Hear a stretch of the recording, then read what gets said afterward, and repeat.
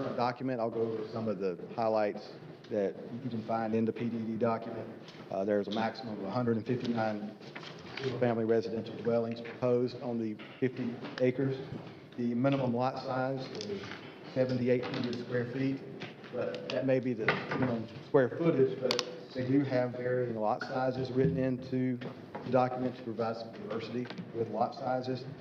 Specifically, about 40 lots, which is 25% of the total 159. 40 lots will be over 11,000 square feet. 20% will be between 8,500 and 11,000 square feet, and that's about 32 lots. And the remaining lots, roughly 87 lots, will be between 7,800 square feet and 8,500 square feet. And as you mentioned, Council Roberts, a minute ago about the intervals, they have written in the document in order to minimize long stretches of lots of dwellings, a street or green space with approximately 10 lot intervals were incorporated into the development plan. In order to assist with traffic calming, they are going to incorporate about 6 landscaped islands throughout the development based on the layout to help slow down traffic in the subdivision. They will be incorporating sidewalks into the development. That was not originally proposed. And much like we mentioned in the other one, undeveloped green spaces across from the T-style intersections will be installed to minimize headlights shining onto lots. All lots are required to have 2 trees per lot, and one of which is to be planted near the front to provide a street tree effect ultimately. There will be 4 off-street parking spaces per house, up to 2 of which can be in the garage, and a minimum of 20 feet separation will be provided from the front property line to the front of the garage to minimize any overhangs onto the sidewalks or streets. House sizes range between 1,500 and 4,000 square feet, and per our guidelines, all dwellings shall have a finished floor elevation, a minimum of 12 inches above adjacent grades, so no slab-on-grade houses. They have written in their document left, right out turn lanes going out onto Midway Road. Those are highlighted in the document currently, and based on City Council review and input recently, we noted a few items that have been conveyed to the applicant for their incorporation into the development plan. I'll go over those for you. The lot, or balance of the property, is not a wooded lot necessarily, but there are some significant trees on the property, as you well know. So there's been a request made to make efforts to create a subdivision layout to retain the mature trees on the site and add tree preservation language into the PDD document to reflect that.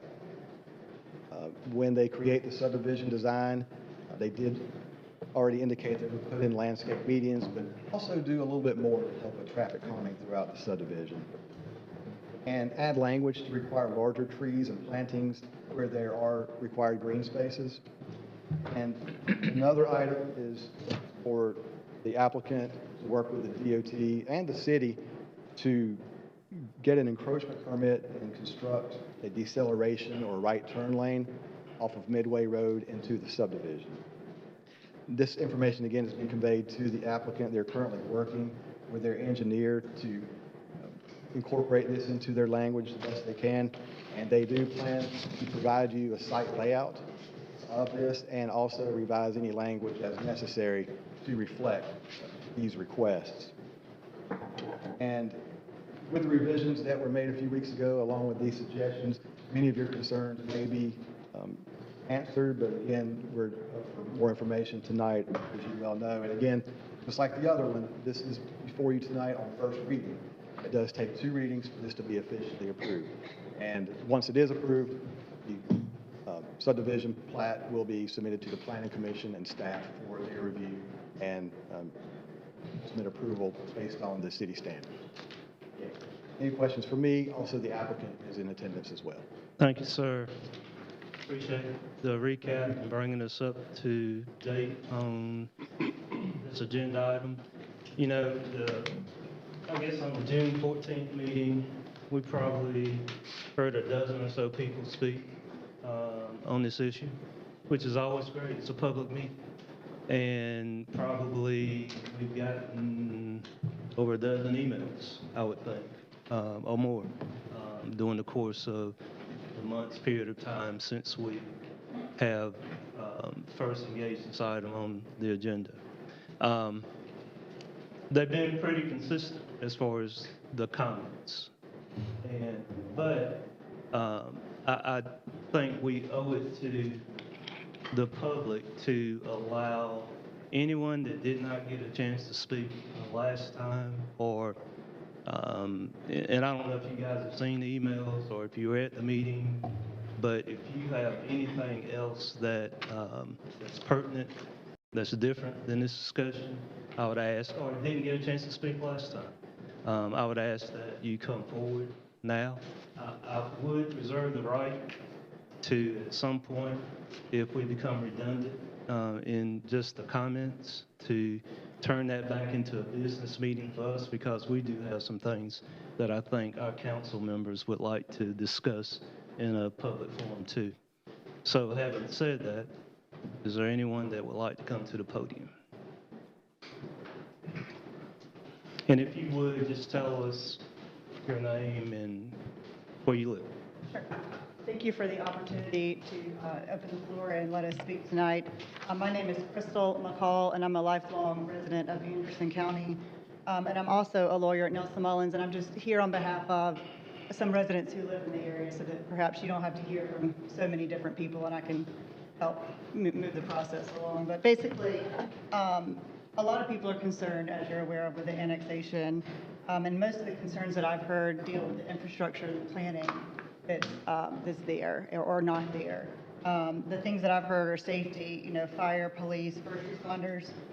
A lot of these roads, or all of these roads, are two-lane roads, and during the school time, traffic backs up for as far as you can see, and can emergency vehicles reach people? I mean, that's a huge concern for the people who live here. Quality of life, you know, roads, being able to traverse from one place to the next.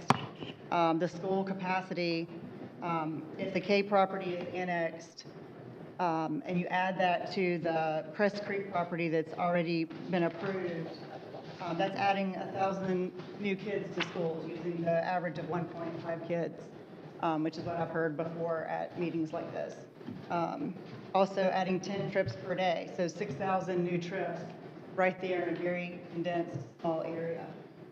So we just really implore you to please listen to the people here speaking tonight. You know, retaining mature trees is great, adding sidewalks is great, but the quality of life of these people are going to be greatly impacted, and negatively so, if it's annexed. So we just ask that you would please keep an open mind as you hear the people speak. Thank you.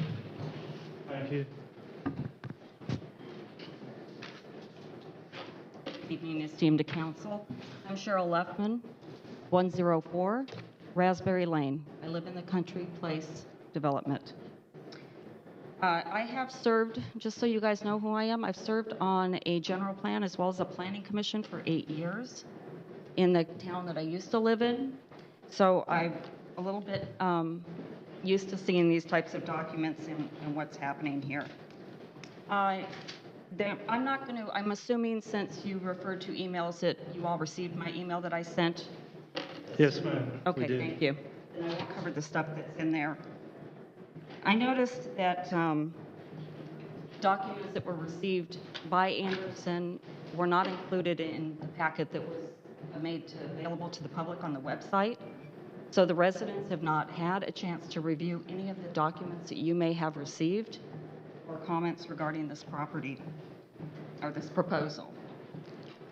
After I reviewed what was posted on the website, I noticed that the reductions of the homes on the property were not on the larger lots. The reductions were only, on the larger lots. The smaller lots were kept 100% intact. So you're trying to get the most as you can in there. I don't understand why environmental impact reports have not been done at this point. I find it very odd that annexation would take place if you've got multiple jurisdictions that are going to be affected, that no EIR has been done to say what is going to affect not only the city that's trying to annex, but also the community that's going to be directly affected by this. You have 2 agenda items on this that have to do with annexation. When we moved for the purpose of being able to be in a rural area. This goes against everything that is what our area is zoned as, which is rural. Okay, it will have a direct impact on it. When I read the executive summary, it says upon final approval of the annexation and zoning. It doesn't say if, it says upon. And that just kind of leads me to think this may be a done deal, and I'm hoping it's not. There was reference to your 1998 ordinance in the document. I can't find it on the website. I don't know where the zoning documents are. Again, makes it very hard for the public to become educated on this. I don't see any public comments anywhere. We are being denied access to seeing this stuff. Again, as I said, that in my email, I am imploring you to oppose this, if not table it and get some more facts and everything that can be given to the public so they can understand the process. I've been doing this for too long. I wear this pink ribbon saying, I'm here with a bunch of other people. Most of these neighbors I have never even met yet. But I can tell you it's going to impact us all. So I'm just asking that you please take the time to evaluate this and see the impact that it's going to make on your neighboring county residents. You guys would benefit on the tax, property taxes, et cetera. The county's going to lose, and we're going to lose big. Thank you. Anyone else?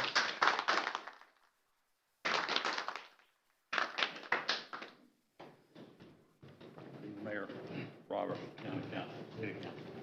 My name is Bill Eden. I live at 304 Autumn Lane in Belton. Can't hear you. Mr. Could you lean up? Over here to your left. Oh, okay. How about this? This? Yes. Better. I live about 2 miles beyond the property in question, and I've been there about 40 years. And I remember about 15 years or so back, the county planning commission called us all together for a big meeting, sold us zoning for that property out there, and it was to be zoned and with larger lots than what's coming up here now. So my question is, what happened to the zoning? Y'all not obligated to follow that? And also, do you have a plan? They had a plan. They had a master plan what the county was going to look like.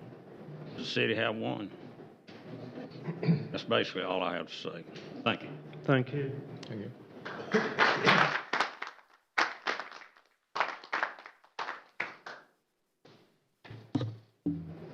Hello, my name is Richard Hanks, and I live in Hampton Acres, about 2 miles from the property, and I have lived there for the last 42 years. I know that change is inevitable, and even though I would like to see that property stay pristine like it is, somebody mentioned that it is only a hayfield, but it's still a beautiful piece of property. I would just like to appeal to you to not turn that property into high-density homes or a high-density piece of property, and try to keep the property and the community and try to keep that in the same spirit as it is now, and not to eventually ruin the area. Thank you. Thank you.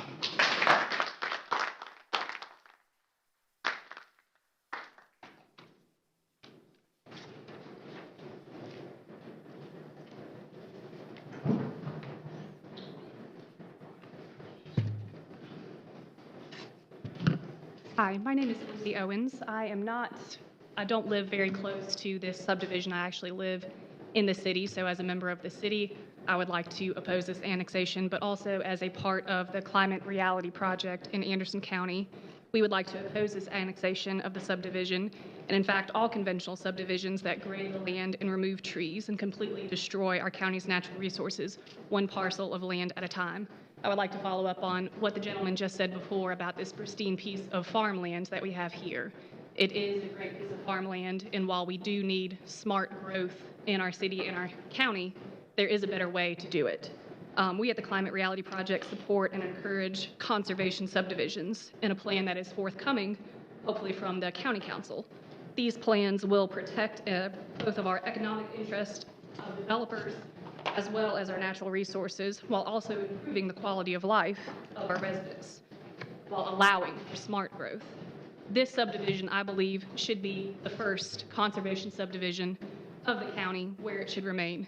This is also close enough to the new east-west trail connector where we could have a great conservation subdivision and a fantastic green space for the community, for your community, that can be connected to the greater county and the city through this new east-west connector trail where it can be connected to the health campus as well as the civic center. Great recreation and green space for the community to enjoy, but also still allow for the growth that Anderson County and the city needs. Thank you. Thank you.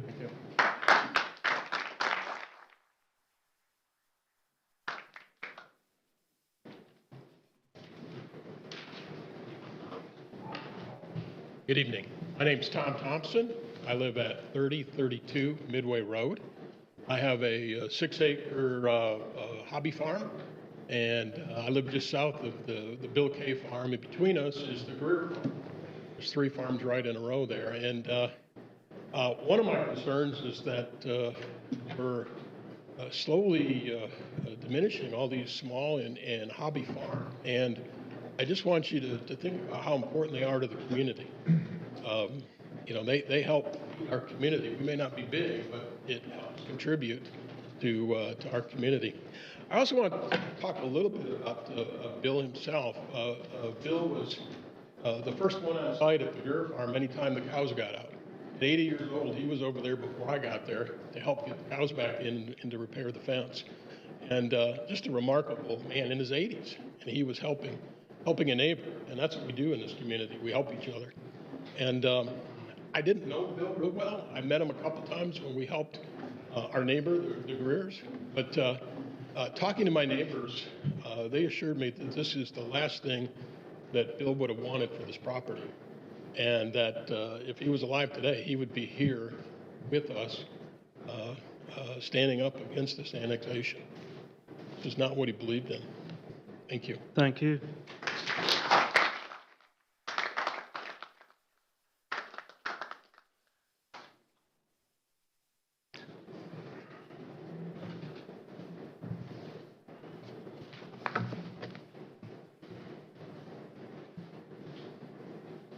Good evening. I'm going to talk a little louder so that people can hear me, particularly my dad in the back.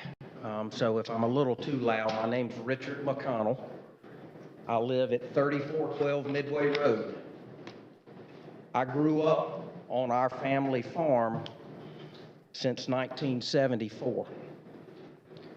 I witnessed Country Place, what an interesting name that is, be developed right down the road. I know you're developing a house at Country Place now. So 100 yards down the road from my driveway is Country Place. I think it was named Country Place for a reason. And a lot of these fine citizens that are here today that have vehemently opposed this development are expressing why this development is not right for this area. The beautiful prayer that started this meeting, at the very tail end of it, said, I hope we as a board can make the right decisions for the citizens. This is not the right decision for the citizens. This development will literally be in my backyard and will follow the wood line and I appreciate the young lady that spoke about the trees. I sadly had to take a walk in those woods when this surfaced. And I saw the ribbons from the surveyors that had put those down that line to see the potential of these enormous trees being knocked down to see 4 houses an acre. I cannot tell you how that breaks my heart. Okay? This is a bit emotional for me, so I'm going to try to remain professional. However, this kind of density in this area is going to be very, very difficult for our citizens, particularly that live out here. I have 3 kids. 17-year-old Logan goes to Hannah. My daughter Ava Marie just left Glenview and is now a 9th grader at Hannah. And I have a young boy named Aiden that's at Midway. 2 years ago, we had kids in all 3 schools, separate directions. My wife works in the salon here, and I work.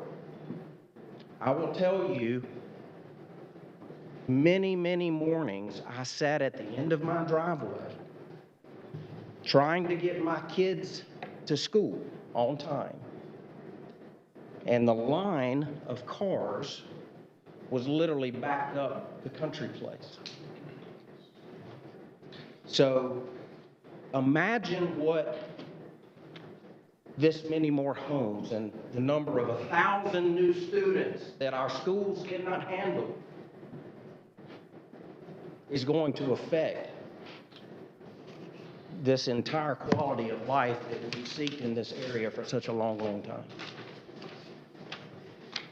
So, as you and I have these discussions this evening, I want to revert back to the prayer that we all said before this started. I hope that you guys can see with a sound mind what the citizens are saying here. There was an interesting article that surfaced in the paper about a Pendleton development. And all these people that showed up and opposed it. However, it was approved. Some of you may have read that article today. But you have a group of citizens here that might not be able to voice their opinion, but are wearing these ribbons clearly showing that they do not want this development to happen. So I hope you will listen. And I hope you will see what your decision will do in impacting the lives of all these folks that have hobby farms and live near this proposed development. I sadly am living right next to it. I will look out my kitchen window at 4 houses an acre right through the woods, which I hope some of those trees that are on that line will not get knocked down. It's very sad to me that we're having to have this discussion to begin with. I remember as a child seeing 1 car pass a day at Midway, and I understand progress and these things happen. However, quality of life is why I put, country place is country place. It's not city place. Are we proposing changing the name to city place? I don't think so. And I don't think these fine citizens want that to happen either. So I plead with you to understand the immediate impact we're already facing. And this other approved development, the impact that that's going to make. You add a quantum leap on top of that with this development, I might not be able to get out of my driveway.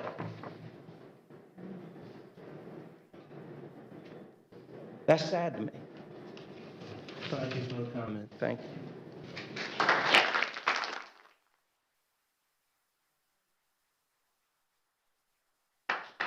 I think I'm on the verge of redundancy here.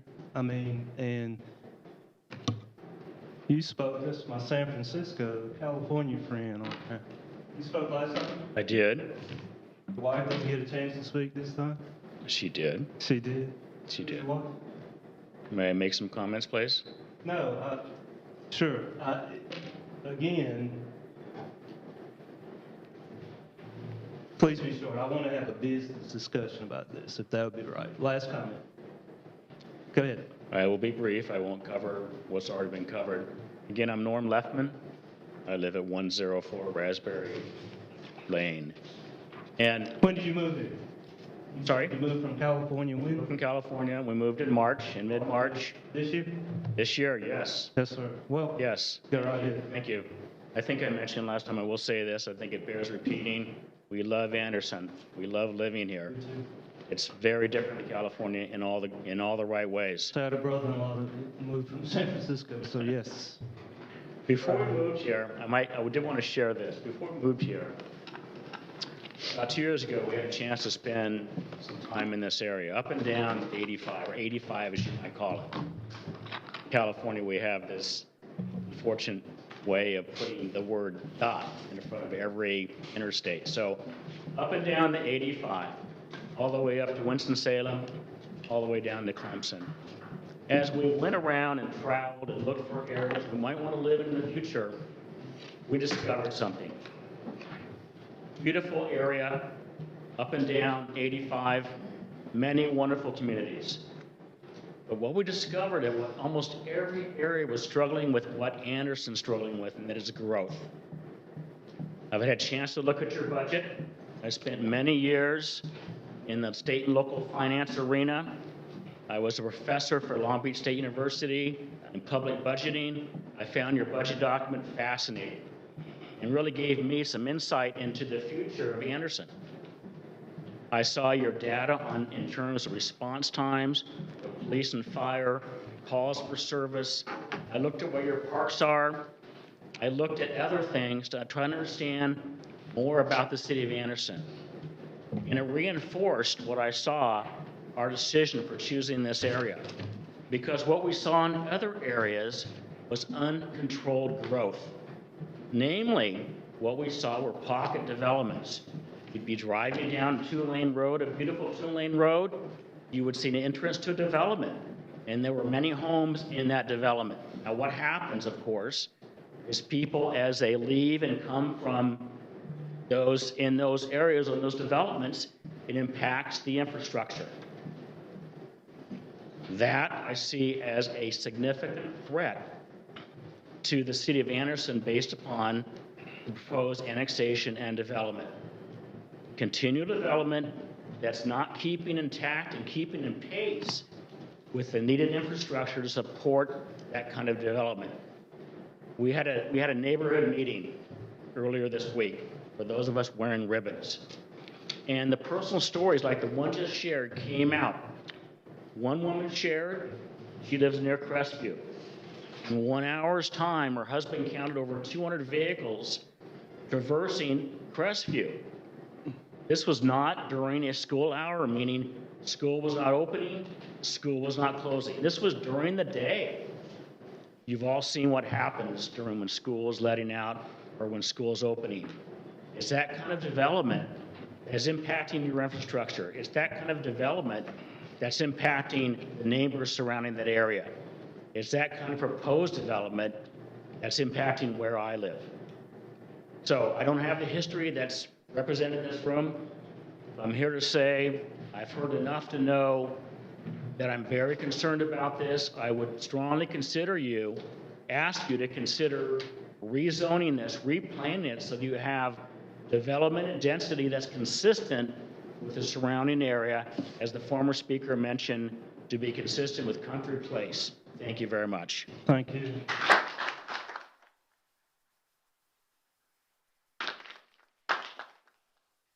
You know, obviously, we all have been thinking about this particular item and another number of items in regards to annexation. And I would say probably, I thought about a term that I heard, and probably many of you heard, a term that was used when I was growing up, and it was called city slickers. You know, I mean, there were people who lived in big cities, and the gentleman from California, I think, is showing that a new group of people are developing, and you know, we could make up another term. I think there probably could be considered city seekers. You know, these are people who are looking at areas that have a mild climate, a low cost of living, world-class healthcare, short commutes, shopping opportunities, dining opportunities, safe streets. And I do think that that's probably one of the things that's happening. And also, people are retiring here. And the people who are retiring here, and we also have people who are moving here because they want to raise families and they want to grow families here.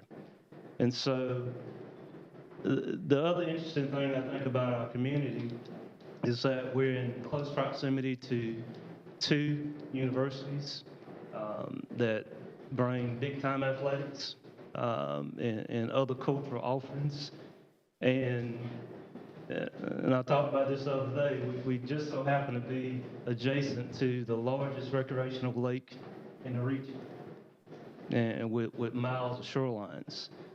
And so, given this, I do believe, given this, that Anderson's moved up the list of people who are seeking places to live. And I truly do believe that, and we see it.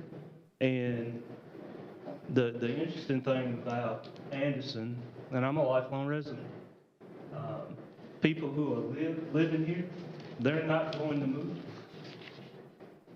They're not moving. And we have people who are moving here. And so I think in regards to being a city seeker, I think Anderson is checking all the boxes right there. And so, and I think we all want all of these things. I know I do. I would assume my council members want this too.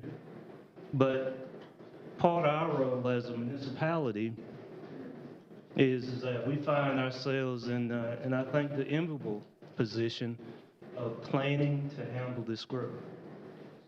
And we have to consider the city seekers, and we also have to consider people who live here.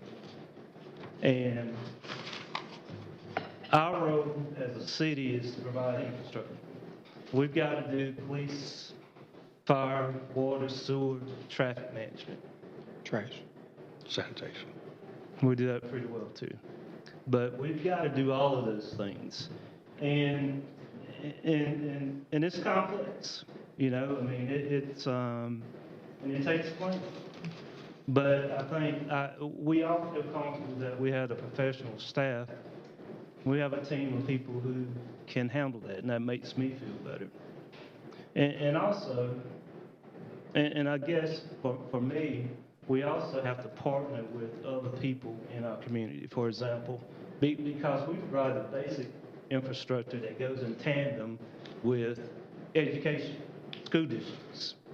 Our school district, they see the same phenomena that we're seeing, and they've got to plan accordingly for that, and they are. We have our healthcare system. You know, they're studying health trends and population growth, and they are making plans accordingly too. And more recently, they've made public plans, announcements of expansion of our healthcare system. And our county, you know, they're responsible for providing jobs and recruiting, and they do a good job. And they're good paying jobs, and they're also responsible for workforce development. And so those partnerships don't happen just in a vacuum. And so what I would also kind of maybe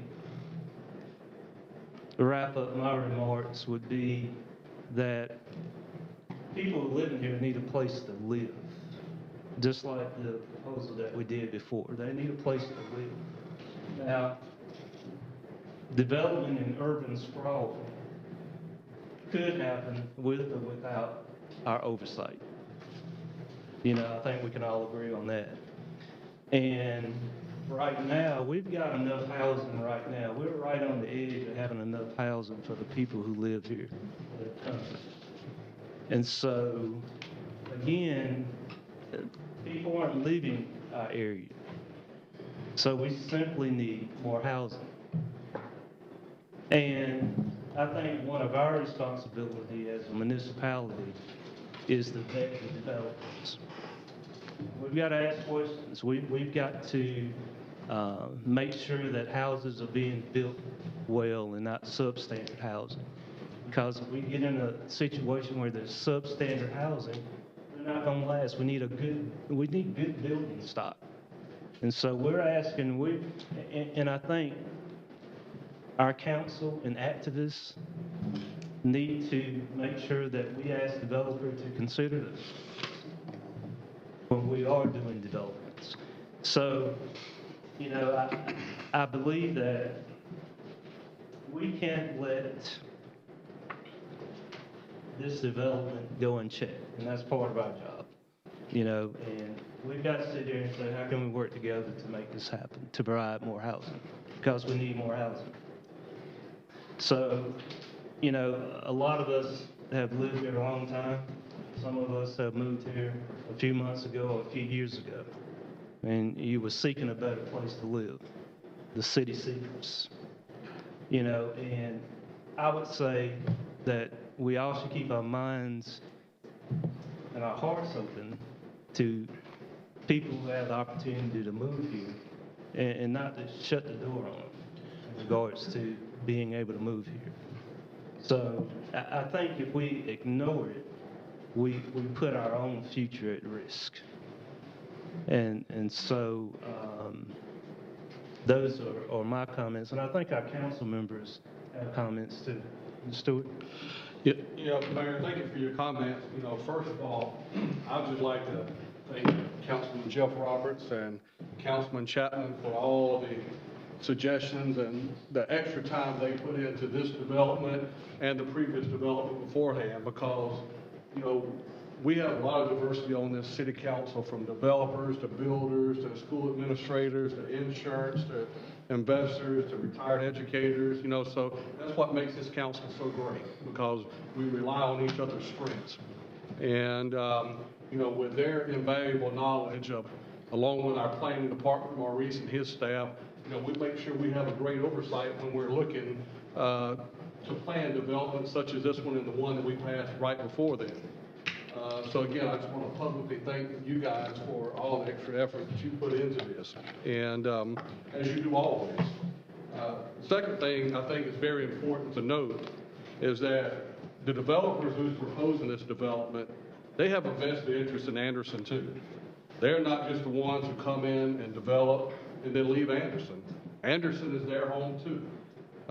You know, and I just want to thank them for listening to us and hearing the invaluable suggestions that we have, and are willing to incorporate those things into this plan to make this a desirable place to live, such as like we talked about earlier, retain the mature trees up in the area there, build, you know, breaking up the smaller lots with the big lots, so you won't have 10 small lots and one big lot, you know, and, you know, so you've got a mixture of small, medium, big lots to make it a desired development.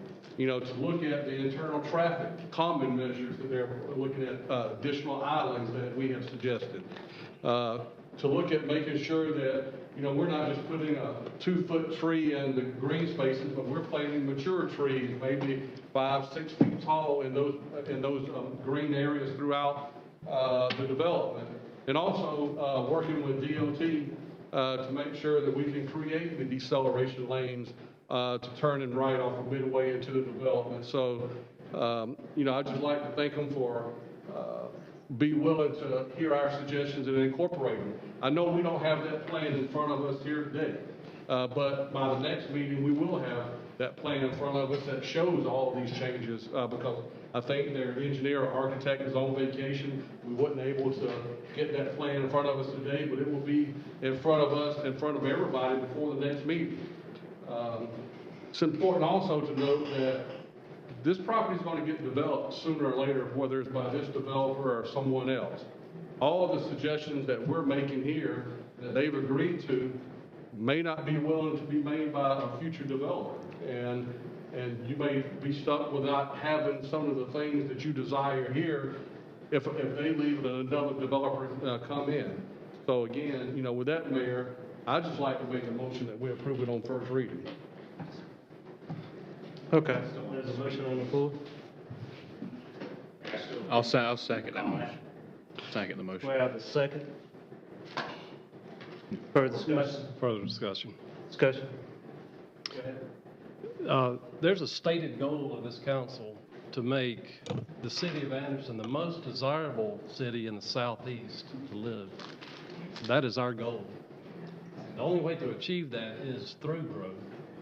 That's the only way to provide services at the same level or better level, and keep taxes the same or lower. I have a question for you. Have you ever seen a dead or dying city? You probably have. I managed one. And it's not pretty. And a lot of problems come with a dead or dying city. We're fortunate we're not a dead or dying city. Why don't you try to do something? Ma'am, please, no. I'm leaving. Why don't you do something with the inner city instead of coming out to the... Ma'am, if you're going to...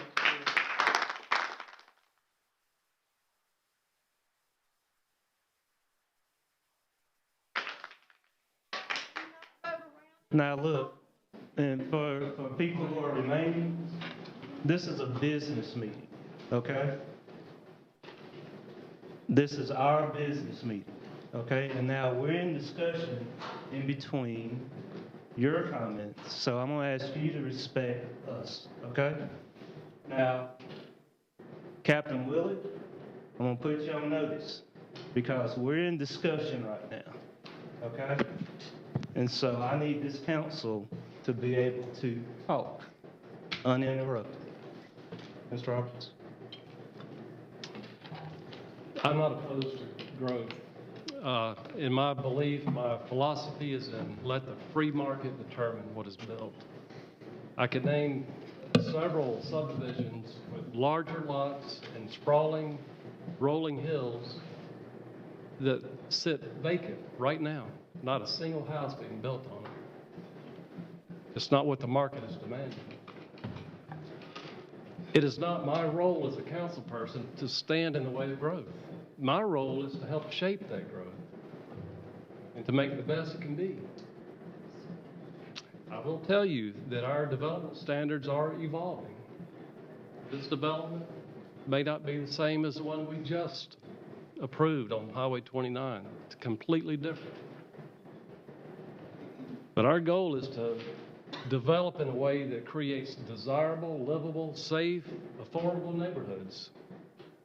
I asked you this question last time. What makes a neighborhood desirable? And I can name a number of things. And it's not all about density. I will recognize the fact that we have a traffic problem.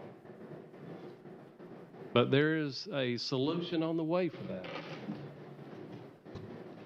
And I'm going to challenge the county to resolve another traffic problem that's not even in this equation, and that is on Oakville Drive and Harriet Circle.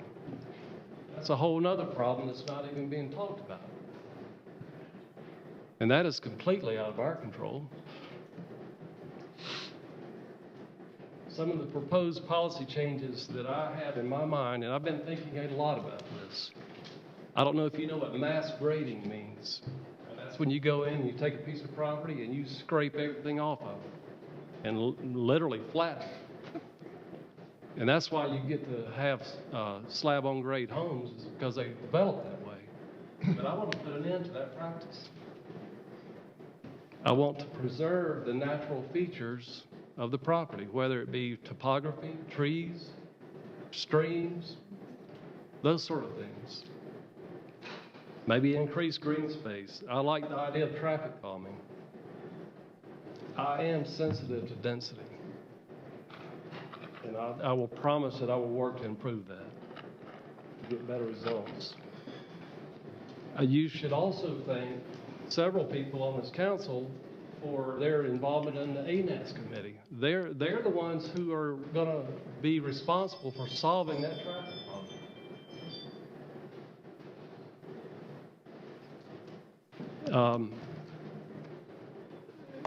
I can see that this upsets you for a number of reasons, but I also see that there are solutions to most of your concerns. Some of you are not going to agree with it regardless. And I don't know anybody that gets all of 100% of what they ever want. But somewhere in the middle lies the compromise and the truth. Mr. Chapman. Thank you. Before I make my comments, I would ask that we get our Michael Gay to come up and give us an updated schedule on the proposed traffic calming circles. Mr. Gay.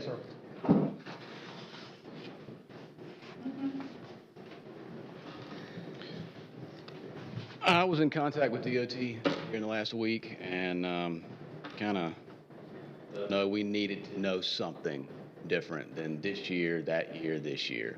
So what I got was their internal schedule that they're shooting for construction. It's right now, we're in the right-of-way phase, or I'm sorry, excuse me, we're in the preliminary engineering phase of the project. We expect to be there, enter the right-of-way phase in August of 2022, I think is what this email says, and construction phase in February of 2024. They're giving so much time for the right-of-way phase because there are 2 creek crossings that require environmental permits, and those tend to take a lot of time. I'm hoping it's going to be a good bit faster than that, but we'll just have to see how it unfolds as they get into it, get out on the ground, and see what we've got going. Thank you. If I may make, I'm going to Why are make. you still there? Sure. I need to make my comments. Ms. Hogan? Go ahead. I need to make my comments first. I asked for him to speak. Okay. For me to make my comments. I have a question for Mr. Gay. Okay, so I understood that prior to this development coming before us, our understanding was, based on previous DOT information that they were giving us, was that R&D was going to happen, or acquisition and right-of-ways were going to happen in 2021, and it was going to be constructed in 2022. Based on the new information that I've received, it's now saying that the construction will not begin until February of 2024. And I asked the question of our staff, how long would we anticipate, under normal conditions, that project to take? And the answer was about a year, given that we don't have any weather or any other things that arise. Which gave me great pause, because I agree with a lot of what the council members have talked about, that, you know, first and foremost, I think that the Jeffcoats are one of the finest families in Anderson, in my opinion. I mean, I've known them since high school, and they're quality people that do good things, and they want the best for the community. They're as somebody else mentioned, they have a long history with Anderson, and that means a lot to us as a council, because we want somebody local to develop. They've also probably been more amenable to change and modification that's requested by council than probably anybody I've ever met with as I've been on council for a residential development. That being said, my difficulty that I have, that I've lost sleep over, because currently DOT grades this, as everybody knows, grades this intersection or these intersections as an F. We were just made privy to that last time from the report. That makes a big impact to me. The second thing is that the schedule for completion of the 2 roundabouts has been now changed to 2025 before it's actually going to be ready to be utilized. Granted, it could go faster, but at the same time, it could also go slower. I'm in construction, and weather can play a huge part of all that.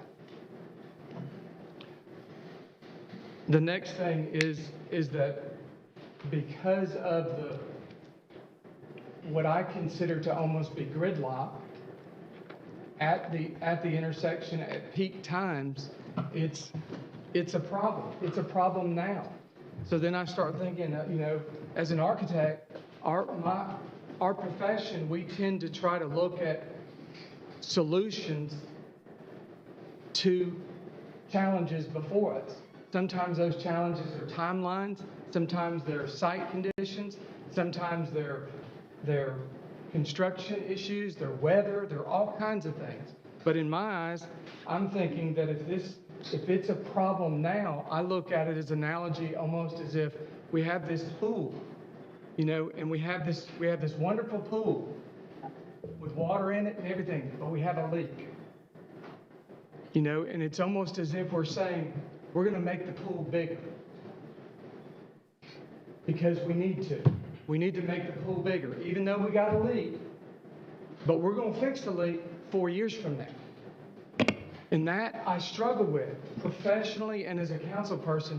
I struggle with that because as an architect, it's against every being of myself. I just can't, I struggle with that. And it's kept me up at night trying to figure out what the solution is, because the solution has already been determined. The problem is it's a timeline, which I can't control. None of us can control. DOT is the only people that can control it. And lastly, I just want to say, the part that makes this the most difficult for me is the Jeff codes are you won't find I'm sure there's many other families in Anderson, but for me personally, they're just a great family.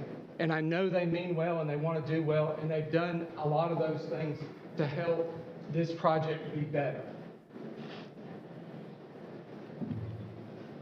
But because of the timeline and the 4-year timeline at what we anticipate is what they're telling us for it to be used, unfortunately, in my eyes, I think it's unacceptable for us to move this forward at this time. But I pray, and yes, I say, Mr. McConnell, yes, I meant every word of my prayer. But if you notice the last thing I said, the last person and the person that's most important is the person I was praying to. So I appreciate you pointing it out about the citizens, but that's part of our role.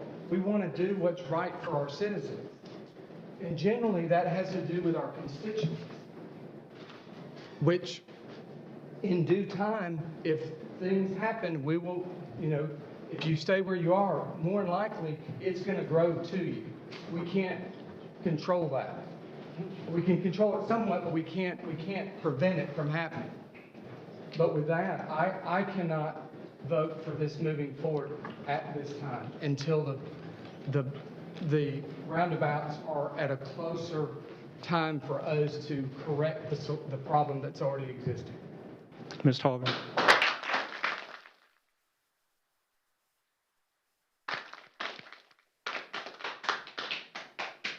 Thank you, Mr. Mayor. I had a question for Mr. Gay. Is he still here? Yep. Thanks. So Tell me about so the progression of the roundabouts and where we got to with the information that we have that you shared with us just a few minutes ago. This is DOT's internal schedule. According to my project manager, they had a status update meeting a couple of weeks ago, and this is what this came out of. I'm sure it had some, them pressing and nailing down this schedule had something to do with developments and things of that nature. So I think they're trying to hustle as fast as they can, but some things the paperwork can't be rushed. I'm just curious, in the past, different, like the East-West Connector, some other roads that we've worked with DOT on, they've given a sort of a soft timeline sometimes, and sometimes it happens slower than the timeline they give us, and sometimes it happens faster than the timeline they give us. I didn't understand exactly whenever you were answering Mr. Chapman's question that I think you pressed them on getting a timeline. I think that's what you said. Well, I just let them know that we needed more than the vague timeline that they used to work on in this case. Because there's a lot of people that are very interested in how far and how fast this is moving along. Mr. Harper, can I add a few more comments, additional information? There's several other things too. As far as the right-of-way acquisition, the majority of the property is actually owned by the Crest Creek, the developer of Crest Creek, which is the other subdivision that was approved. He's been in constant contact with DOT. They're working together on right-of-way acquisition. Full agreement. This isn't one of those that DOT runs into and it's a 3 or 4 month delay because of right-of-way acquisition. They are completely on board together to work together and are trading off things to make it happen. So there's no DOT's not going to be held hostage in the right-of-way acquisition in that case or delay there. Also, additionally, that same developer is interested in several different other connection points from that subdivision and is working through those now and to actually work through the entire area. Is willing to build that for and on behalf of the city. And so we're working through that. We look forward to bringing additional information to you.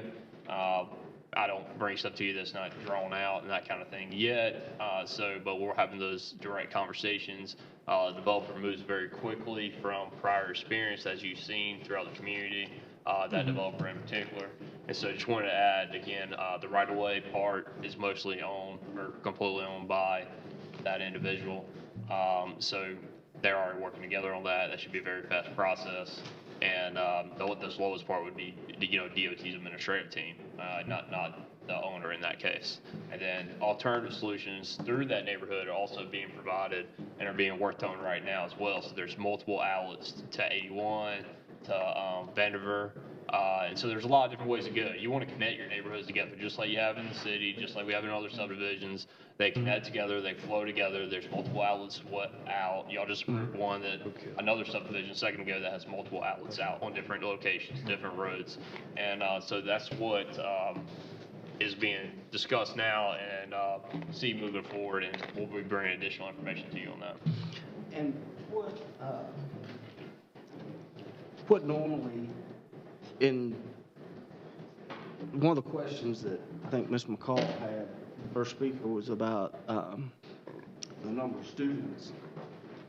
Has the school district, is that going to be an overflow problem? Or, I think, obviously our county council's done such a great job of recruiting, these new Arthrex, First Quality, and other, even smaller production.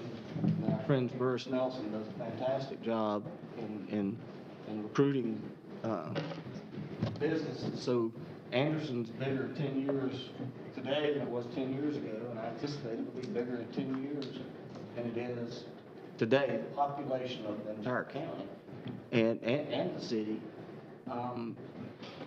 Does the school feel comfortable as as we grow, or has there been a discussion about that, or, I'm not necessarily glancing at Mr. Newton.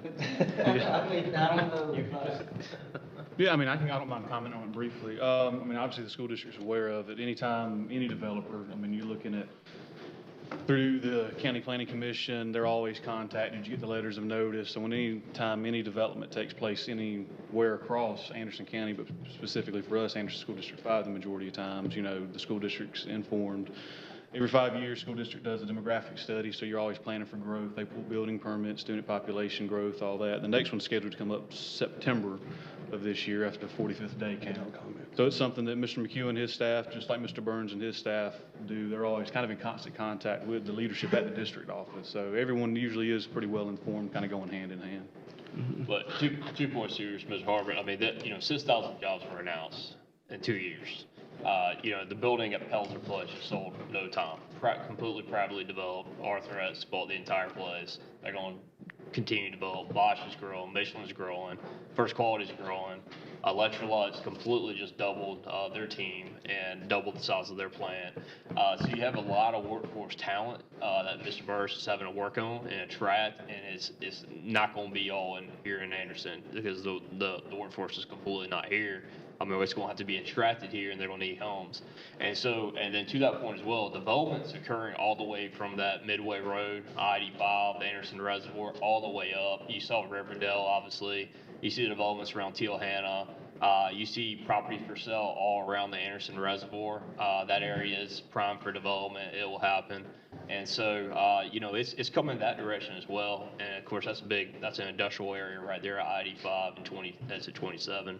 So, I mean, we're going to continue to see this throughout the county. Centerville area has grown significantly, continued to grow. A lot of tract houses being built out there. And so, I mean, it's all over the county, obviously. And last question, since you're answering, Mr. McEwen, would you, I mean, I think I know the process, but just, you know, how this actually works and, you know, like a first reading and a second reading and what happens and how that timeline goes.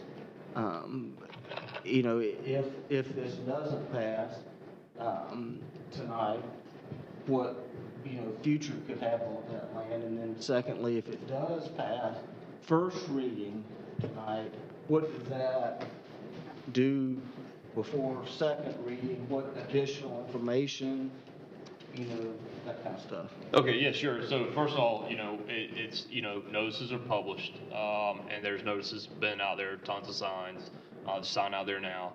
And first goes to the Planning Commission, which has a public hearing. Only one public hearing is required. There was a public hearing. Comments were taken. Planning Commission, separate board from you guys, took in the same type of information, made a recommendation to you to approve, and then the hearing was essentially by state law concluded. No more hearings are necessary. This council, given the courtesy that you guys yield to the community, have had comments received every time we've met. And then also, you know, on top of that, received phone calls, or staff received phone calls.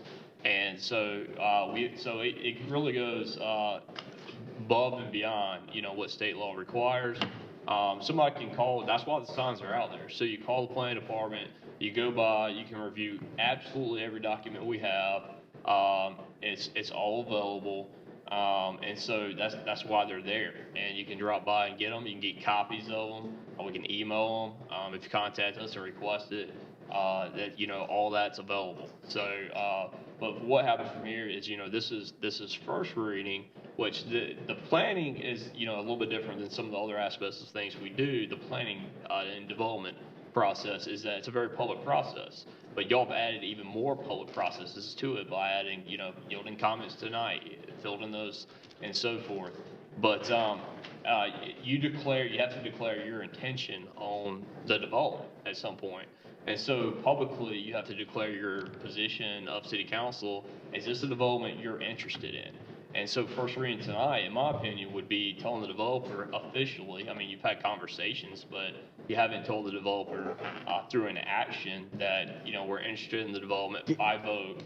And then, so what that motion would do is do exactly that. But then also there's some additional things that you guys have had conversations directly with the developer, and developer has received those comments, is expected to bring it back to you. So if it's not back by second reading, you can continue it and extend them more time. You can vote no. So you have a lot of options there available to you. But at some point, you got to declare your intention of council, or you're interested at all in the developer. And that would be really any developer in this part of it. Because they have to understand, do they move forward? Do they move and go invest their money in Belton or Williamston or Greenville or somewhere else, and their time and resources? Because at some point, we've had informal conversations, but you have to take a formal vote for the consensus of council to actually take a position.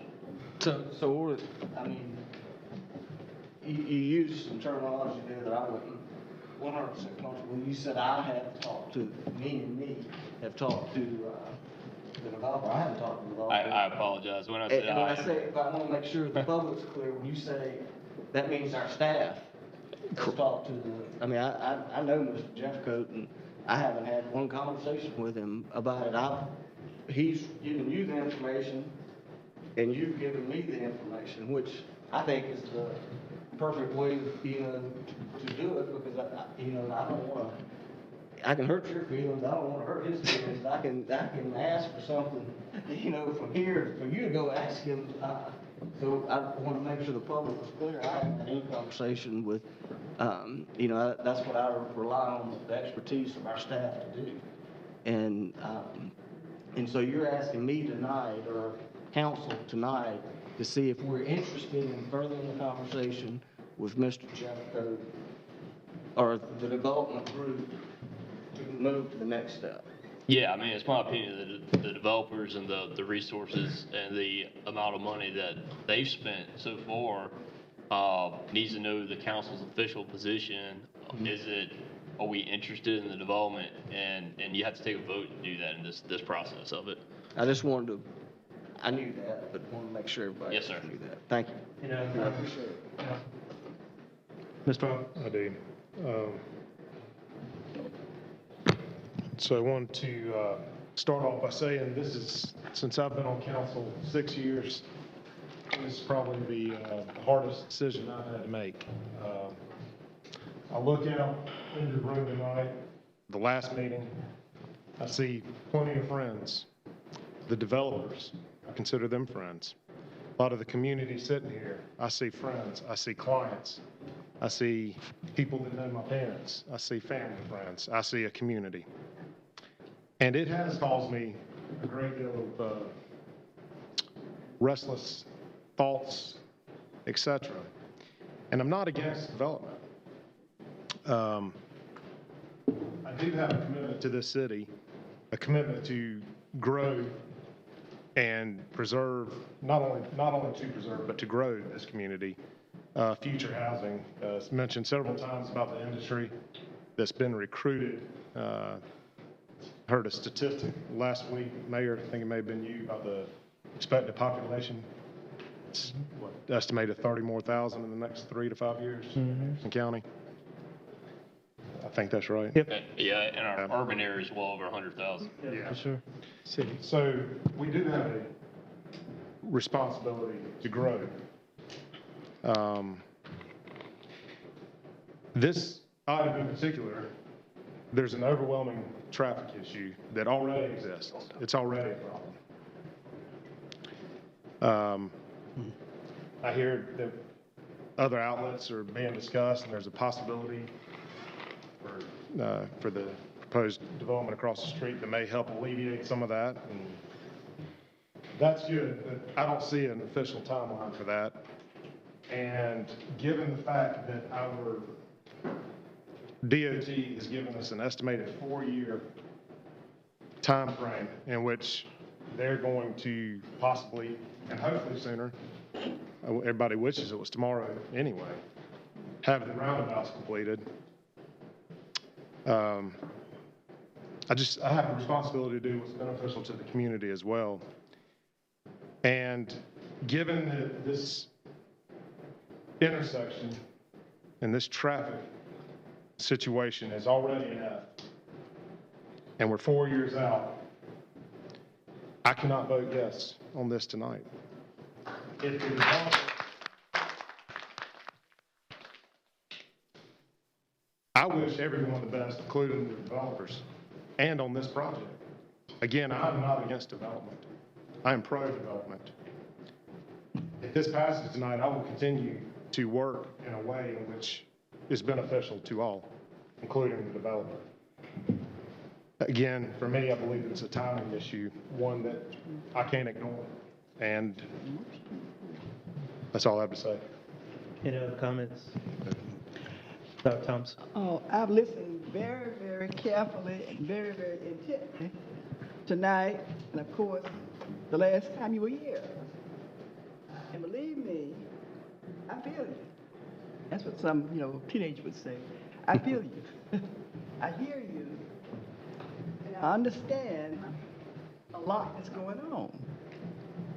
Also, I've listened to my fellow council members, and I feel you. But of all the years, and I've been here longer than anybody, we've never had a situation come to this council, now I've been here a long time, that we were not able to figure out a way to make it happen. Now, in any situation, there's always going to be difference of opinion. There are going to be things you like and things you don't like. There are going to be council members sitting around with ideas. We look a lot to our developers, Don and Jeff, because of their experiences. And I understand how you're feeling about all of this, but we have met before about what can we do to make this project be a success. I think we can do something together to make this project a success. Now, there are some things that we've already done. We've met before. We talked about what can we do as far as the size of the lot? What can we do in terms of transportation, the traffic and all of that? We've talked about a lot of that. And I'm not saying that we should sit here tonight and say I pass or I don't pass it, I'm against it, because it's too important for us to sit here tonight and just say forget it. Because there's too much at stake for you who are going to be looking at this project, too much at stake for us to make a decision that we're still just worried about, did we do it right? So I believe there's a motion on the floor. Would you report, Tony, did you make the motion? There's a first and a second. I just want to make sure that everybody gets a chance to talk. Okay. Could you repeat that? Repeat that, please. Motion was. You want me to? Yeah. My motion was that this project is no different than the first one we approved before that. There were some things that we asked the developer to do that would bring back to us before the second meeting that we would look at, and that's what we're asking here tonight. Is to pass this on first reading with the caveat that between now and second reading, the developer will present back a plan to us that incorporates all the things that we talked about tonight into that plan because the first reading is not the final reading. The second reading is the final reading. And we've got some time when that plan comes back before us to either say, yes, we like it, let's move forward, table it, or not vote on it at all. Now, my opinion is that I think when we asked DOT, and I don't know how it was asked, but they was dancing all around them previously. But when you really start saying, hey, give me a date, and if they haven't really looked at it real hard, they're probably going to give you their worst case scenario. They're not going to give you the best case scenario. And I know this council, a lot of times that this council has to make some hard decisions. And I think between now and second reading that we could go back to DOT and say, hey, this is very important to all the citizens in the city of Anderson. Let's look at, a reality of these roundabouts. What could it be like? When could it happen? Not give me your worst case, give me your best case scenario so we got something to compare it to. Also, I think, David, we could go back to the county and say, hey, what's going to happen up here at Oak Hill and Harriet Circle? What are your intentions there? Because that would alleviate a lot of problems up there as well. Maybe we can hear something back from the county between there and then, because all of this comes together, it's a piece of a puzzle that needs to come together. But I think, to be fair to the developers, is that we're saying, or the motion is that, hey, we like the development, let's take it to the next step, you bring back what we've asked to you, and then from that point, we can have this discussion again to say, hey, we want to pass it, we need more time to table, we want to table it, or we don't, or we deny it altogether. But I think, as a courtesy, I think we need to let that intention to be known, and that's why I made the motion that, just like we did on the first one, with things that needed to happen, is that we approve it on first reading to keep it moving forward, just like we did with the previous development beforehand. So we did have a first and a second.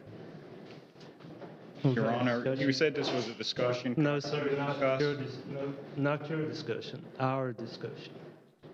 Okay? At least let me make my comment. No, sir, no. Okay. So it's not up for a vote? It is, and I want a hand vote. All those in favor say aye. Aye. Opposed? And it passes on a 7-2 vote. Thank you. We're going to move on to our new business now. And our first item of new business is a request consideration of a resolution authorizing the execution and delivery of a law enforcement assistance and support agreement between the City of Anderson's Police Department and the Town of Iowa Police Department. Ms. McCune. Mr. Mayor, City Council, as you're aware, we have a premier law enforcement agency in this county and in our area, Tri-County area. And the Anderson Police Department often assists smaller municipalities and Anderson County Sheriff's Department with mutual aid. And in turn, we also request from time to time mutual aid from other towns, municipalities for special events. What we've been doing over the last several meetings is working through several updated agreements with many of the jurisdictions. This jurisdiction before you is the Town of Iowa. And they're, in law enforcement, everybody works together. We're backing up calls for the Sheriff's Department. The Sheriff's Department works with us. We back up calls for the other municipalities as well as they do for us. And it's a great working together in response to the community. And with that, to give you just a quick glance at some of the updates, Chief Jim Stewart is here to finalize the item for you tonight as far as the details. Mr. Chief Stewart. Thank you, Mr. McEwen. Basically, the request was from the Town of Iowa. They've asked for us to be able to assist them basically with some narcotics issues in particular. Some of our SWAT team members, our narcotics officers, to be able to use some equipment that their town just does not have the funding for. But it's a mutual aid that will benefit both of us. When we would have a need here in the city, we could also reach out to Iowa and they could assist us as we do with our other smaller jurisdictions in this county. They also have a recently new chief that has just been put in place there, and we haven't updated this policy in quite some time. Good deal. Thanks. Good thing. Let's do it. Chief, I think it's a great thing that, we have these partnerships with other surrounding municipalities, but, when I look at the funding, it says coming out of general fund, and then when I look at some of the descriptions in here, talking about if the Town of Iowa wants to hold a special event, well, in my mind, if the Town of Iowa wants to have a block party down there, then they want us to come down there and help control their block party, but it's going to be at our expense. Why would that be the case? Because it says it would come out of our general fund. Usually, the practices we have with mutual aids are usually just times of emergency. Manpower issues are needed, not in particular so much like a festival or something like that. Like a recent example is Clemson University when they had a protest, probably about 2 months ago.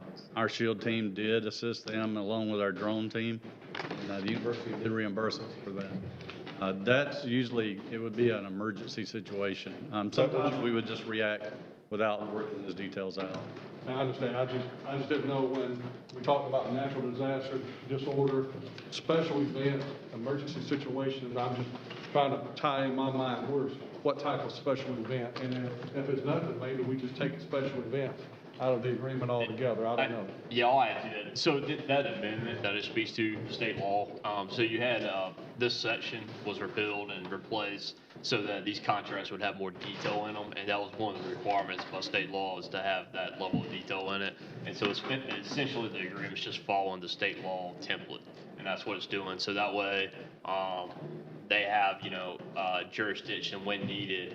And also, the only other way they can have that jurisdiction is when the governor waives it in a state of emergency, which that was done during COVID. So, and during other events such as hurricanes or some events in Myrtle Beach and so forth.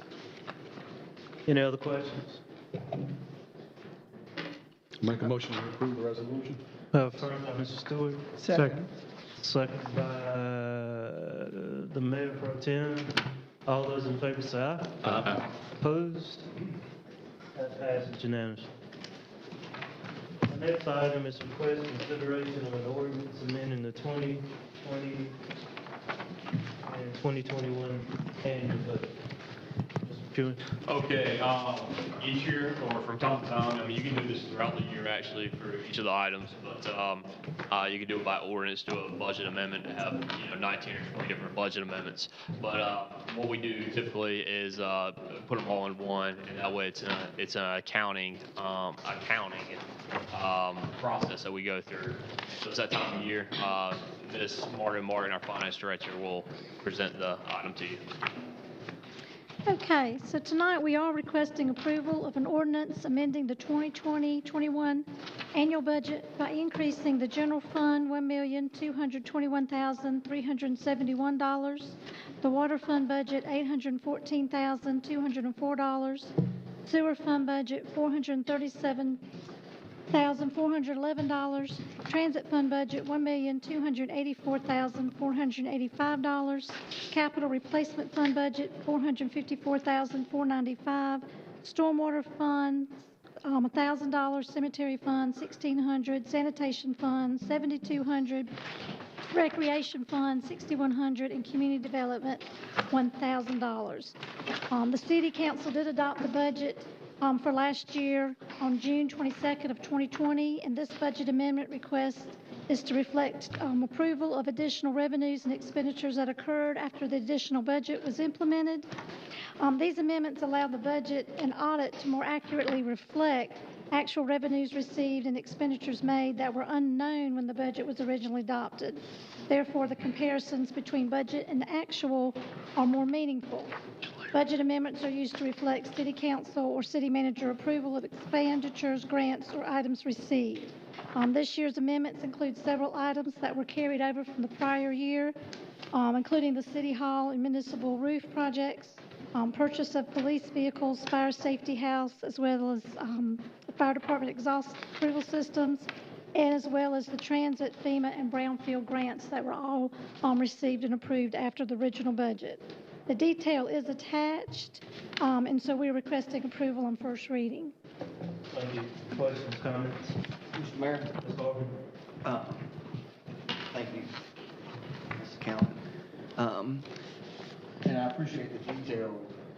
I think it is interesting to look back because you sort of forget, what all expenses have come in the last year and how to sort of true up the budget. And since Mr. Kervin's not here, I thought, because he always was very much against this. Mr. Chapman's laughing because he sat next to him for a long time. I'd like to vote we approve this. First by Ms. Harvey. Second. Second by Mr. White. Any further discussion? All those in favor say aye. Aye. Opposed? Thank you. Ms. Moore. Thank you. No. On the first reading. We never voted for it. A second item of new business, request consideration of an ordinance. I'm sorry. Consideration of a contract for the recreation complex phase 3, Mr. Pierce. A couple of introductory remarks on this. I want to thank council for their leadership, looking outward many years as we do our strategic planning process, our council retreats, the importance of that.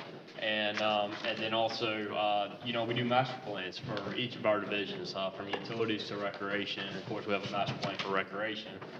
Tonight, we're pleased to present the Recreation Complex Phase 3 expansion project bids. The project aligns with our city strategic plan of advancing the quality of life, which is one of our pillars of our strategic plan of 3 pillars, with an emphasis particularly on recreation and leisure activities. More specifically, this project uses our recreational master plan to create state-of-the-art recreation facilities, as you'll hear about from Mr. Bevel. It does so by providing inclusive, citywide facilities and programming aimed at health and wellness. Mr. Bevel, our Parks and Recreation Division Director, will present the details of the bids received. Mr. Bevel. Thank you, Mr. McEwen. Mayor and Council, we come to you tonight. We had Phase 3 of our recreation project, which will finish out the property we own at the complex at 7 North Murray Avenue. The bid documents were advertised in Independent Mail, Skibo. We had a pre-bid meeting on May the 22nd, and at that time we told the contractors, people who were there, that we had set scoring criteria for the bids. This was not a low bid, basically bid. This was criteria that we had created, that experience with projects of similar nature, past performance, ability of professional staff, adequate staff, resources and equipment, cost, financial resources, bonding capacities, demonstrated ability to meet time and budget requirements, proximity of the firm to the project location, recent, current, and proposed workloads, and their safety record. We also require the contractors submit a list of their subcontractors that they would be using. Bids were accepted on June 17th at 2 o'clock. Opened and read aloud. Part of the project was twofold. Musco, we have a co-op program with that had given us a price of $299,119 for pole in the air operation. They would set the poles, they would aim the lights. It would be the general contractor's responsibility to provide the wiring to those. The other cost that was in everybody's bid was the installation of the synthetic turf by First Turf out of Tampa. That was a set price that each contractor figured into their bid price. We wanted these people to do it. They have done 3 in the United States. We would be the 4th one for this install. As you know, at the retreat, this is a Saltex legacy turf system, and the, I guess, exciting part of this is the fill material used in the synthetic turf. It is completely organic, biodegradable, recyclable, and carbon neutral. It is safe to the environment, and it's safe to the participants who play on it. Part of this will be a concession stand building that will be built on Stevens Street, which we would close between the current fields that we have, and you have a attachment showing that. And also part of the Whitner Creek Greenway between Stevens and Bleckley Streets. This will have LED, Musco LED lighting, the top of the line, again, that you can operate and call, turn on and off with a phone call. We'll have 12 security cameras and additional parking between this site and the back of the old Anderson County School Board building. The bids came in, had all this, and again, all this will be a multi-purpose field that can be used for football, soccer, baseball, softball, and future sports down the line. 4 bids came in. You see them listed. MB Con Construction out of Greenville was $4,693,850. 25 J.M. Cope, Rock Hill, $4,711,690. Pleasure. Sossaman Construction Company out of Gaffney, $4,994,666.20. J. Davis Construction out of Westminster, $5,111,113.82. Land plan was reviewed in depth, the quantities and pricing to ensure that the amounts were correct, bids sold correctly. We had an internal group that scored these on this. That included our assistant city manager, our city engineer, myself, and the athletic director, Ashley Mullen. We have talked, we called references of people who did work with J.M. Cope and received raving reviews. Boudreaux, who designed our recreation, designed the concession stand restroom, has worked with them on several projects, and Land Plan has worked with them and recommend them. So we come to you tonight to recommend awarding the bid to J.M. Cope Incorporated in the amount of $4,711,679.90. Add the $299,199 to Musco, bringing the total of the project to $10,878.90. Thank you, Mr. Bevel. Mr. Stewart? So we'll be the fourth city to have the salt tech in the country. In the country. In the country. That's great. And I think we all got a chance to see that, feel it, and see what it was like at our retreat. I just can't tell you how pleased I am that we're finally completing this. This has been this complex has been a long time coming. And we do a lot of great things, but it's always great when we can complete a project. You know, whether it's Rand Park, get it done, any other thing. But I'm going to tell you, with having this portion done, with what we've already done, it's going to attract a lot of tournaments. That whatever we're getting in hospitality, I promise you it's going to be a nest egg. People are going to want to come in, rent the whole facilities for weekends, and it's really going to help with people staying in our new hotel downtown, which is a hop, skip, and a jump away from the facility.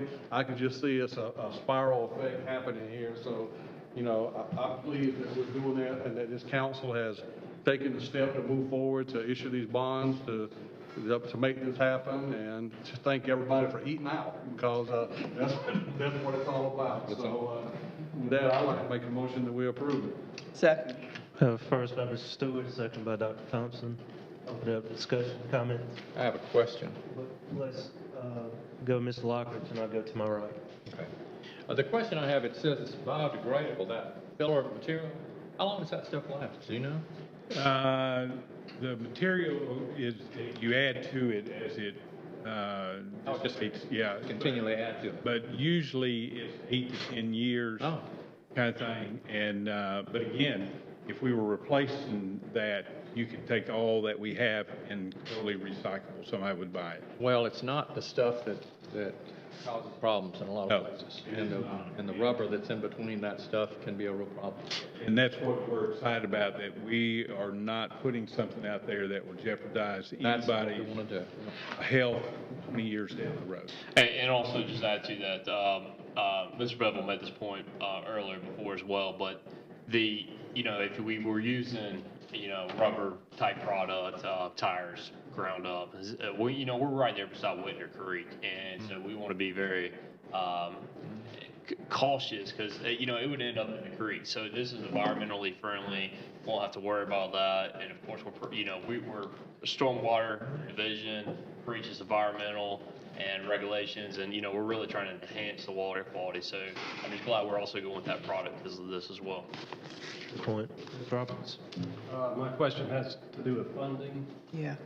As I recall, we issued $7 million in special obligation bonds, and we're about 2.3 shy of that. Are we is it our lucky day, or? Yeah, as you recall, we got the best interest rates I've ever seen. You know, it's from a government entity, at least in my, 11-year tenure as city managers. You know, I think Ms. Martin has seen the same thing. So it was a good opportunity to actually borrow a little bit more there. We actually thought the price was going to come in higher. You know, really surprised it didn't. We got competitive bids. I think, when you have that pre-bid meeting and they see the competition there, that makes a big difference. And then so the bidders were great. We're very happy and pleased that these came in like this competitively.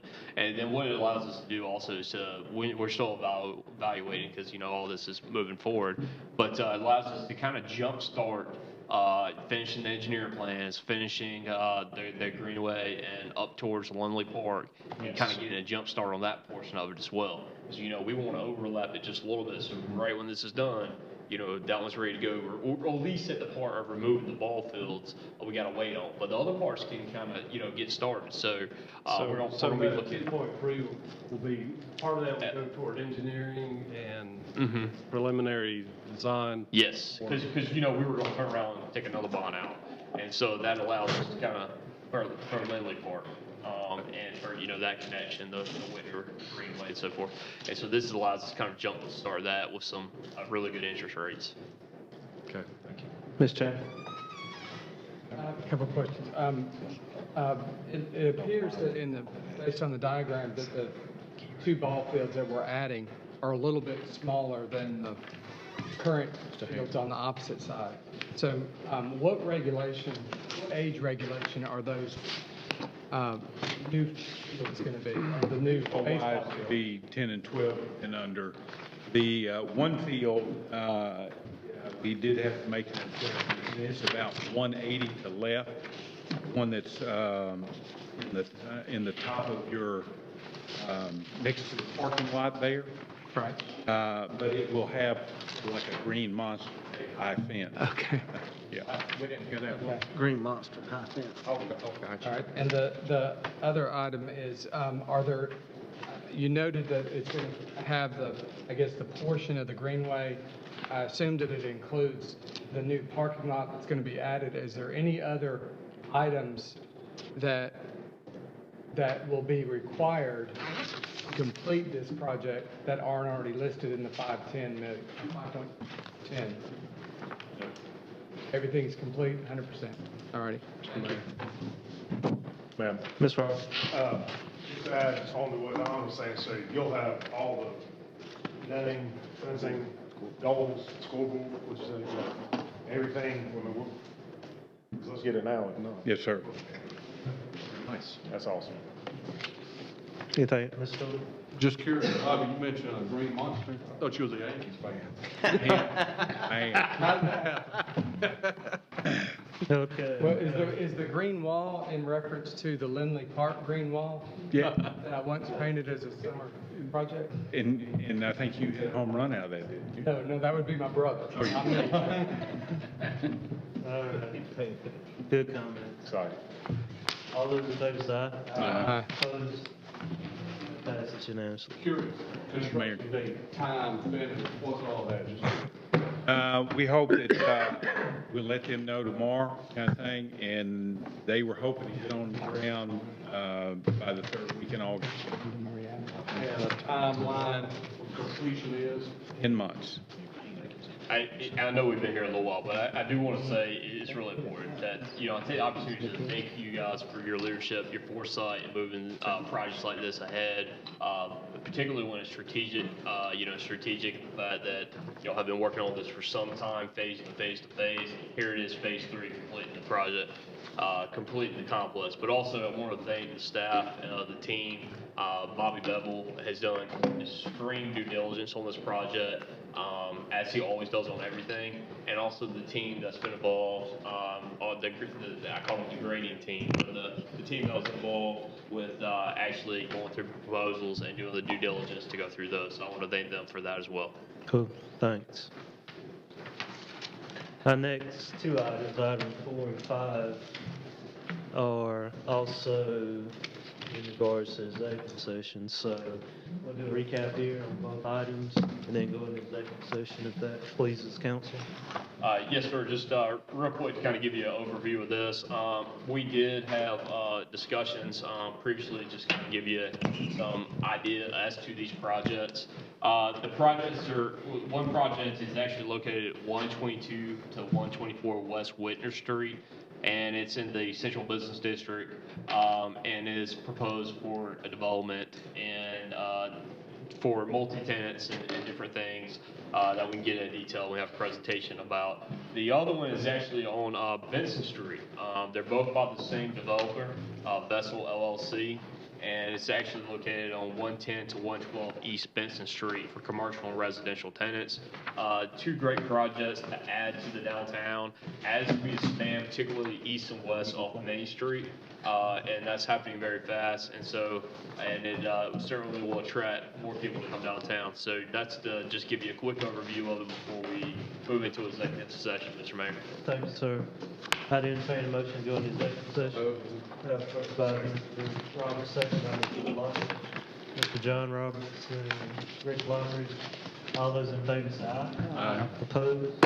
We stand in executive session.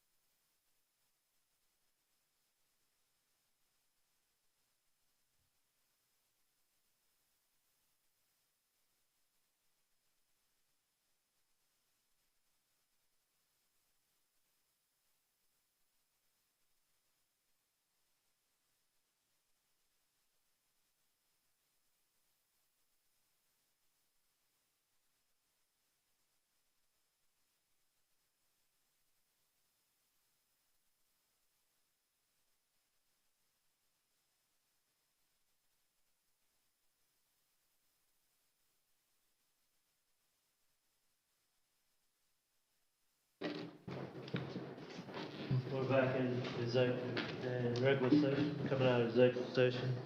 And in executive session, we heard management team give a overview of items B4 and B5.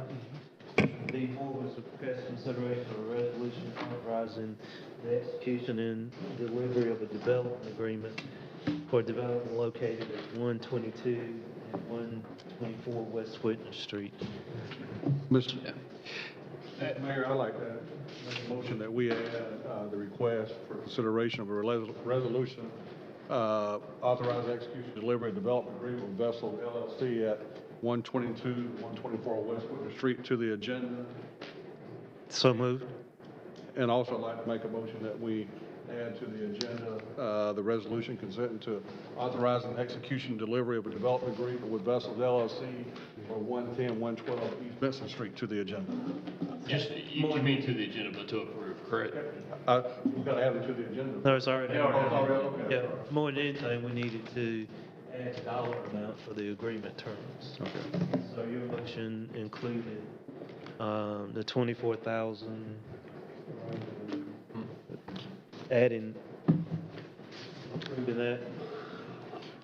Well, my motion, no, I'll take my motion back to my motion. I thought we had to come back and add these to the. Oh, okay, no, sir, they're already on the agenda. But if you want, Mayor, Council, if you want to give, we want to have the economic development team give a quick recap to the development agreement. Yeah, let's do that. All right.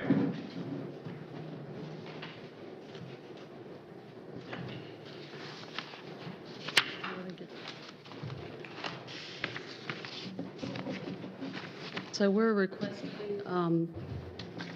the Vessel Investments financial assistance from the City of Anderson in return for $1.2 million investment to renovate the properties located at 122 and 124 West Whitner Street. And not to exceed 136 over a 5-year period.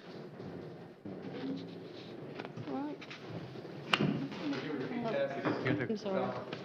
For the Whitner project, the city will pay the developer $6,000 annually for 4 years, for a total of $24,000. That's not right. 122 and 124 West Whitner.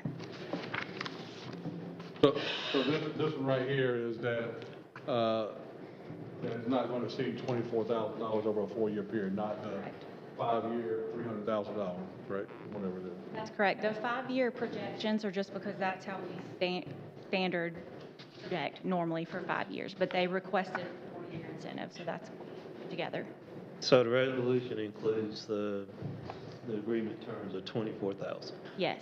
Right. Period. And it includes the development agreement as well, with specific information in it.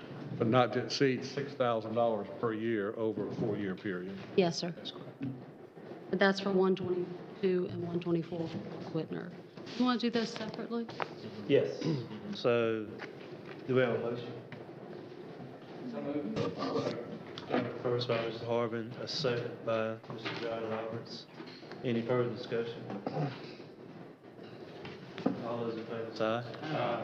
Opposed? Passes unanimously.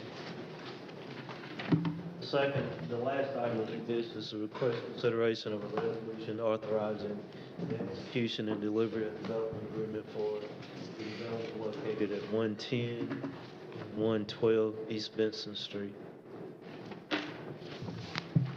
The city shall pay the developer up to $8,000 annually for 4 years for a total payment of $32,000. Any questions?